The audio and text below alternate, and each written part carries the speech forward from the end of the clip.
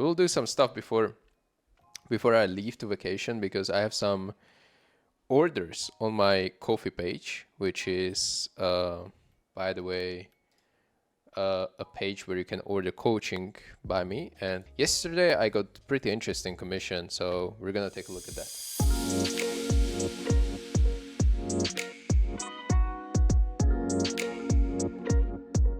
Let's take a look at the commission that I got yesterday. This is what I got yesterday. It was like a CS2 demo review booking from a player that is apparently 3.7k ELO. And I was like, okay, this is probably like an NA player, because the ELO there is a little bit, you know, easy to get and stuff like that. Then I opened up his profile, and this guy is actually from Denmark. I don't know if you guys know him, but he's from Denmark. And this guy has basically more ELO than me. He has even more matches than me. So I feel like, wow, this guy really wants my coaching. Like, is he a pro player, or is he a semi-pro player, or whatever? Because he's performing pretty well in Faceit environment, obviously. If he has 3.7k ELO, he's like, what, top 127 rank on Faceit, EU Faceit. So this is already pretty impressive that he's interested in me coaching him. Denmark rating 7, ranking in EU 127. He sent me 2 match rooms that I can choose the demo from. So let's compare them. All right, so both of these, this is a super match nuke. This is a official nuke. So we're gonna watch nuke no matter what, apparently. I'm kind of inclined to watch this one, because it is going to be probably more organized compared to just basic Faceit. Since this is a Lisa Invitational Open qualifier, it's a qualifier, so it's basically an official game. So I'm gonna call him Viggo. Viggo asked me to focus mainly on decision making and defaulting, so that is going to be what we're gonna take a deeper look at. And I was checking if I can find him on HLTV, because like if you have 3.7k and you're playing open qualifiers with a team, you're probably going to have an HLTV profile. And he's 19 years old and he haven't played a single game. Oh yeah, he played one and they lost to Tricked. Where was this? 2023. So this guy is just purely grinding Faceit. Like, this guy doesn't even have HLTV games going on. So we will take a look how we can elevate his level a little bit, maybe, to make him either appear in these HLTV games, but he's 19 years old, so he's up and coming. In 19 years old, he's already having 3k games. The guy's grinding, so let's see what we can help him with. So we're focusing mainly on defaulting and decision making. Probably like a lot of mid-round action that's going to happen, a lot of rotation.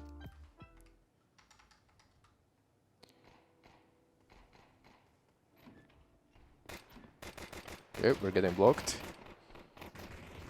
No, we're not getting blocked. We're getting blocked by the teammate. They both open up the door. This is pretty funny to start their demo with. They're like opening and closing the door, because this guy starts opening it as well, and he closes it for a teammate. Then he thinks someone is T-vent, like a little troll by the teammate right there. It's always nice to have like a protocol who is actually opening the door, but it's maybe a little bit too advanced, you know, for the team stuff. Do pro actually try hard knife rounds every time, or it doesn't really matter sometimes? So knife rounds are only happening in a best of 3 on a decider map, and sometimes you want to try hard them. If you're playing Anubis, you really want to try hard it, because starting T-side can be like a huge boost. Same as a nuke, like CD side can be much more comfortable for teams. I don't know. Like even Dust 2, I don't think people care too much where they start. But maybe they do. Depends on the team. Alright. Probably we're like outside player here, and it's pretty unfortunate that we're getting countered this heavy. First gun round. Like ready to face the break of the smoke. I was actually wondering if this is something that Viggo wanted to do. To go like through the smoke, imagine the smokes are like here. You can actually go through the smoke on the left, and it creates like a pretty nice one-way for you. Exactly like here, where you can just peek out, check main, peek out a little bit more, check maybe this position where CT is standing. And if you have a fight, you know, go back into the smoke or play on the edge of it. This is a half buy. You have a smoke and Tech9. I'm going to assume that it's going to be something fast towards inner. Little tip. This is little tip. This is completely unrelated. But if you ever play forced rounds like this, try to break these windows with a Glock that you just dropped in the spawn. It should be somewhere in the spawn, right? You have Glocks. Try to break these windows with a Glock and then pick up a Tech9. Because CTs will hear that you have a Tech9. And if I'm a CT and I hear Tech9 shooting a glass at this level, you would probably recognize that it's a Tech9 and not a Glock, not a Deagle. If I'm hearing a Tech9 on T side, I'm extremely aware of A pop or A execute or A rush, because that's when the Tech9s are going to do the most damage. I'm not even scared about outside, honestly, against Tech9s. So little thing like this, breaking the window with a Glock, you don't give them any information. Same with the Deagle. Like if you have a Deagle and you break the windows, I'm going to be more scared about outside Deagle peaks compared to like inner rush or ramp rush or inner execute or whatever. Dropping a smoke for a teammate. If you're outside player and you're not going to be denying the molly that cities are throwing, then probably best to throw that smoke. Okay, you saw the op. That was pretty dangerous actually. Could have killed you, right? Oh yeah, he could have. I feel like you jumped a little bit too late. I think you can jump already kind of now, and then you're going to be like falling down as you're peeking into him, which is ultimately creating a harder shot for the CT. I mean, yeah, well, he got away with it, so.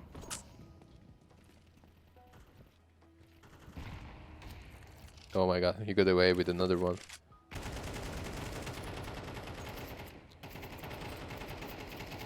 Okay, you feel the timing here, and this is good. I will explain why I think this is good.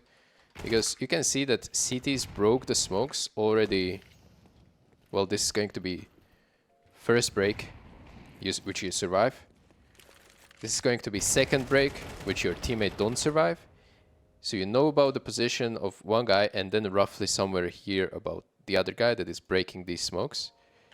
And then you're gonna hear this AK shoot full magazine through the smoke, and that's when you need to play. You're going to be in a prime position to win this round. Very good. This is very good lurk. Understanding of the game and how many players are facing you and you are facing them.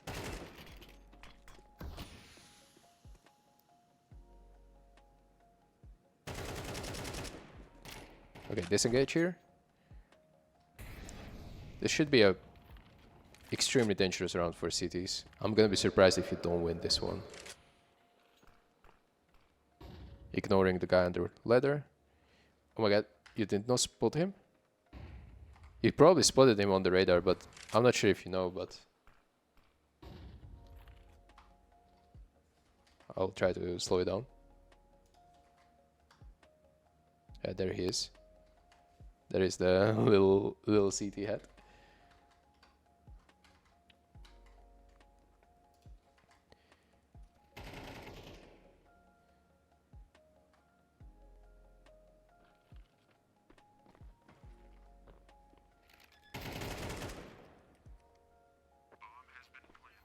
Okay. I really like this move that you did through the smoke. Maybe that was a bit of an overpick.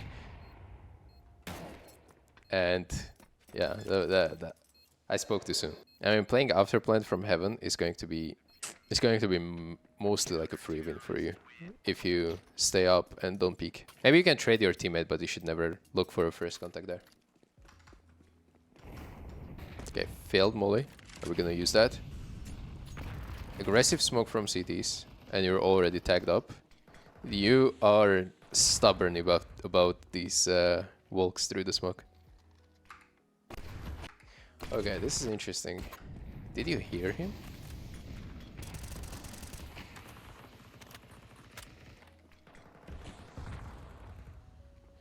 I'm not sure if you could have heard him, but maybe you did.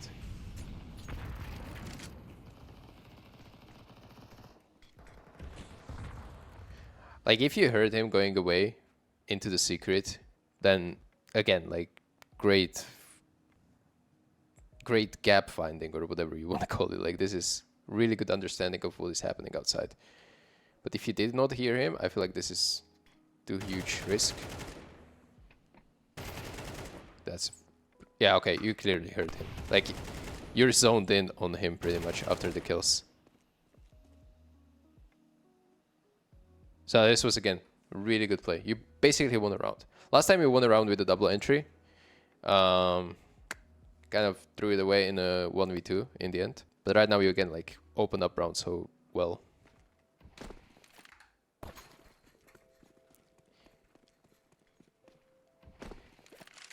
I think that was a little bit better. With the jump. A little bit better timing. Oh my god. This is again a good move. Like, I love how you understand that he spotted you and there's a CT behind you and he used the smoke as a kind of cover to get in and then quickly pop out as soon as he's out of the bullets. You'll love using these smokes with your teammates. Now, you should... I also like that you're not going down secret and you're actually actively looking for the fight through the smoke. The reason being, you heard Scout in the beginning to shoot at you. That means that this guy is not going to be able to one-shot kill you, pretty much. Unless he hits a headshot, but that's unlikely on these, you know, close-range duels. So you're looking for the fight against that Scout. Because you're 100 HP. If you would be like 50, then maybe you would decide otherwise, but this is, again, double entry outside. You're fucking insane. It's really good. And again, as soon as you get these double entries, you just chill. You don't move forward. You don't need to play for the third kill. You just completely hold outside, hold rotations. If this guy would decide to go for like exits or late retake, you're killing him. You're just in a prime position to win the round. Very, very solid so far. Dude, you keep getting the best spawn every single time, I swear. Did you... I don't know if you even noticed, but you have like a... It's a round 9 and you had like 4 best spawns. As an outside player, this is like a blessing. Very good recovery, by the way. We were like 0-5 at some point. 8-6 now. Topping the scoreboard. You have another fucking best spawn. Like, what is happening? Is that like 6th, 5th in a row? Okay, what is this smoke? I genuinely never seen this smoke. Is that a lurk? Wait, this is not your smoke, right? I need to... That was a lurk smoke for the door? No, it was a top hut smoke, okay. Which extends down.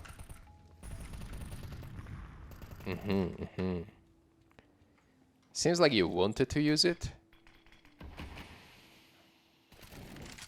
You might be vent diving on it. Pretty interesting. I'm not a nuke specialist, so... Oh, I like the move as well. Going through the smoke to play on the edge here. Unfortunately, he was a little bit ready for it, but... I like the idea. I'm stealing that, by the way. There's no doubt about it. It's like a free kill play in the face it.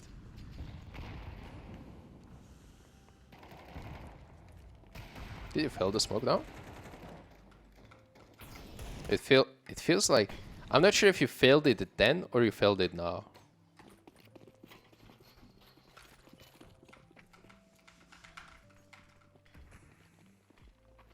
Okay. Maybe you failed it then. So it's actually a door lurk smoke. Oops, my bad. Let's go back. Yeah, previous one was fail. Even though it looked nice when it kind of spread it down.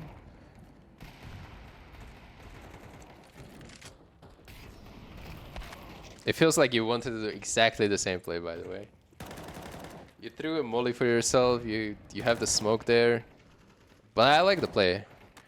From now on, I'm gonna call that Viggo play in my playbook. Okay, like, I swear, your spawns are low-key incredible. Did you pay someone to get these? This is outside player's dream.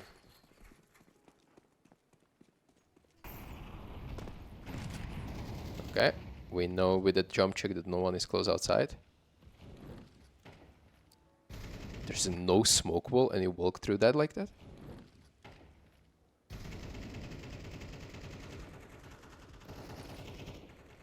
Okay. Finally, a different variation of the smoke wall.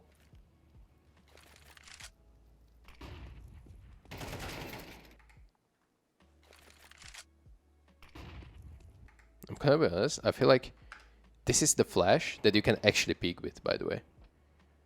Like, I like the idea, but since it's so easy for him to dodge it, I feel like you should be ahead of this flash and clear it before it pops. If that makes sense, you know? You would probably get like a pretty free kill on this guy. I'm gonna look at it one more time from his POV. So he hears that you throw it, he sees it, and there was like a pretty big window where you can just peek, jiggle, see him, force him look into it, or just kill him while he's not looking at all. I like the idea again, but I feel like it could be executed better with peeking with the flash. For outside player, I think you did pretty well, considered like slow start, where it really felt like you were countered to a degree. Like everything they were doing was kind of low-key perfect counter for what you were doing, and then you recovered double entries pretty much every round. Alright, a little cowboy action next to the door.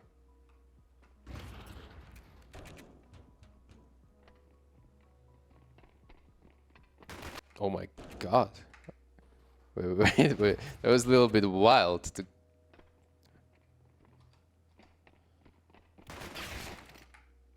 Dude, he stopped like half of the model behind the wall. I don't think you should get that forward. Was your teammate behind you actually? Okay, maybe we were kind of like getting... It's pretty impressive to miss all 3 heads here, by the way. That should be an achievement here. That the first shot was directly between 3 of them. Look at that impact on the wall behind. Okay, that was the first shot. This is first. I'm impressed with this one. Then this one, and then you're done. I mean, that's a glow ground for you. I feel like with duelists you can swing into it. You know, like when he saw half of the body of that first guy, just full send it into him. Okay, not much happening for you right now on CT side, but that's understandable. As an anchor, you're not going to have too much action.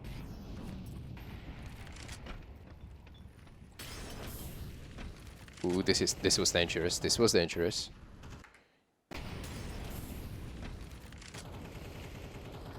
You always, not always, obviously, but in this kind of case, I think it would be nice. It's clear to me that you kind of panicked because of the molly, and then you panicked here as well. So like play on the edge of the hut, I would say. Let's see where you were. You were on the edge, but instead of dropping this way, you decided to drop this way, and it could have been like free open frag for these. But you survived, so it's all good. Oh, you have a HE for a break.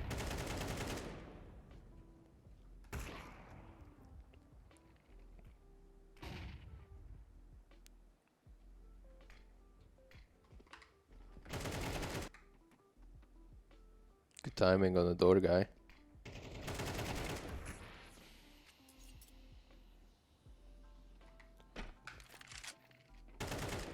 Oh no. Disengage or not? Nope. Yes.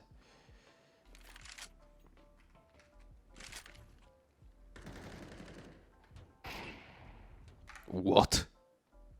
Your teammate got wallbang headshot with an op? And it's not a kill?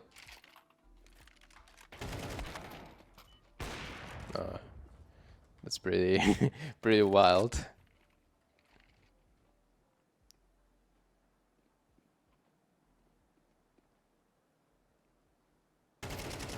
Yeah, this is huge. Your teammate actually made insane play by climbing up here and catching the C4.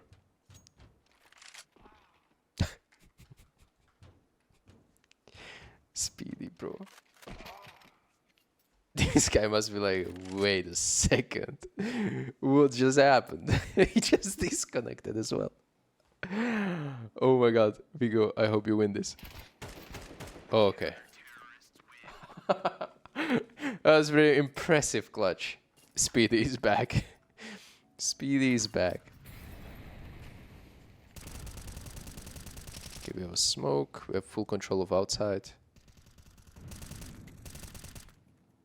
As an A player, by the way, I would suggest instead of buying 2 flashes, to buy a flash and an HE, and that would be used to break these smokes outside. If you're just hovering close to main, close to door, you can always do it for your teammate or for yourself. That's like a rule I see a lot of door players having, that they just never buy 2 flashes. That HE is way too valuable. We can even break like a door lurk smoke to counter a vent dive, etc.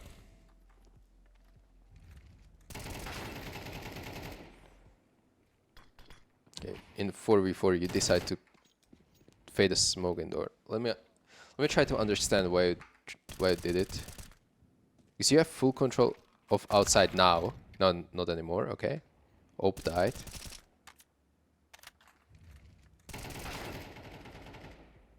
I mean, you lost 1-on-1 duel while your teammate was literally spamming it.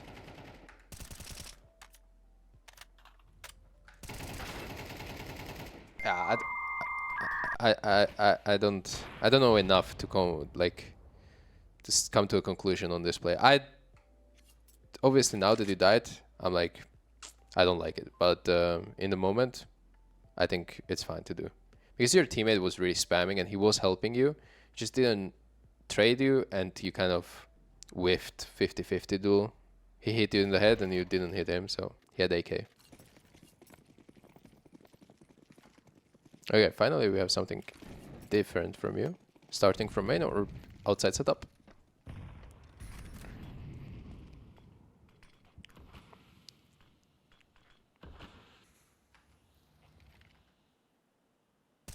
Holy moly, that was ballsy. Could have been literally anywhere, and you put the crosshair in a perfect position. You even saw, that's pretty funny, that you saw this guy and you didn't react to him, and you reacted to the guy that I barely saw even on the demo.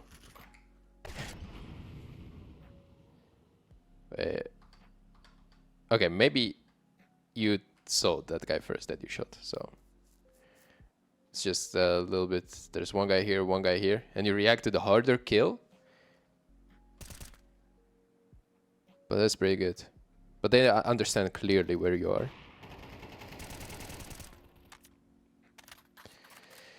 Well, good outside setup. Good call on it as well. Like, they were 4 walking into. Whoever made this call probably won you the game. Very, very, very strong. And you played that position again pretty solid. Peek above the smoke and then hide until the next contact from a teammate. Nothing to blame, really. So there's very few hiccups on the CT side. On this side it was a little bit different. Holy moly.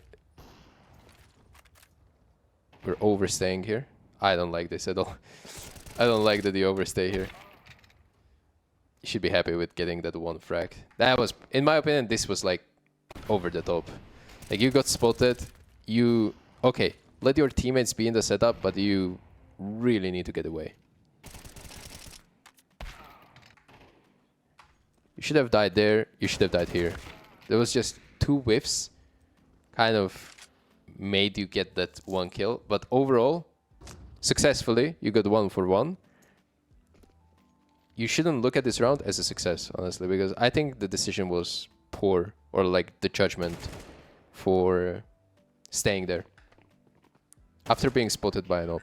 Speedy just recovered, man. After that suicide from the silo, he's the first one to type GG as well. Respect the Speedy, man. But overall, like, pretty solid fundamentals for outside. Like, I understand how tough it is to be outside sometimes. It's a high action, high pressure, and like position where you need to understand a lot of stuff and a lot of different like metas of the smokes and nades in general. But you did pretty well for the most part.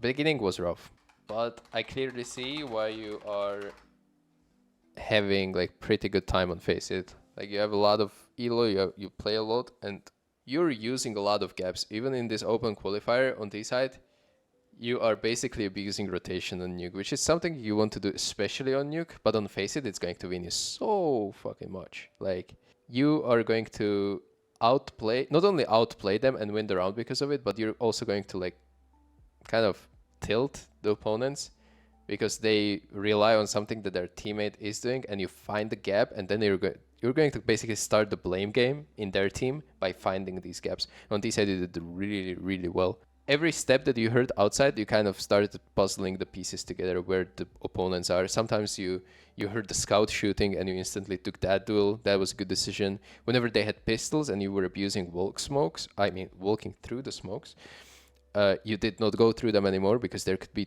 5-7 or PD50 or Deagle waiting on the other side, and it's not worth it anymore. So that was really good decision making. And then there was sometimes where you were just overdoing it.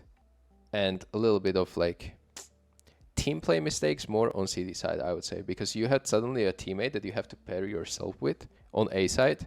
And then there were situations where, yeah, you didn't trade and you were like panicking with the smoke a little bit. And on T side, you were kind of playing solo game, really. You said, well, KRN, pretty solid player, super comfortable taking duels, great understanding of the game. And this is super comfortable taking duels after being 0-5 down in the beginning and being owned pretty much. Like, you legit didn't shoot a bullet first 5 rounds, or you had like 100 ADR or something. Not ADR, but 100 damage in total, so 20 ADR. And you were still comfortable, seemingly. That was pretty good.